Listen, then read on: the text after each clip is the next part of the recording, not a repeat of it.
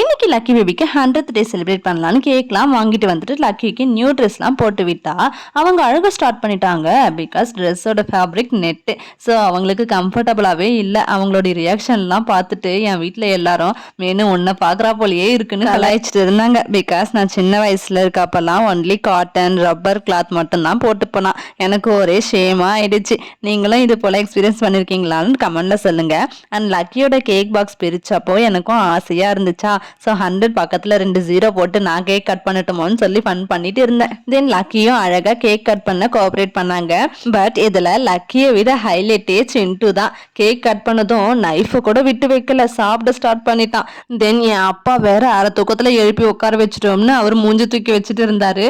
சரி சரி tension ஆகாதப்பா, cake மட்டும் ஊட்டி விட்டுட்டு தூங்க போயிடுன்னு சொல்லிட்டோம். பிகாஸ் அவர் 2 டேஸாக ஒர்க் முடிச்சுட்டு அப்போதான் வந்து படுத்தாரு. நாங்கள் தான் எழுப்பி விட்டுட்டோம். அப்புறம் எல்லாரும் மாற்றி மாற்றி கேக் ஊட்டி விட்டுட்டு செலிப்ரேஷனை முடிச்சிட்டோம். அண்ட் ஃபைனலாக சிண்டு பண்ண ரியாக்ஷன் தான் வேற லெவல். கேக் ஊட்டி விட்டா டேஸ்டா இருக்குன்னு ரசிச்சு ருசிச்சு சாப்பிட்றாராம்.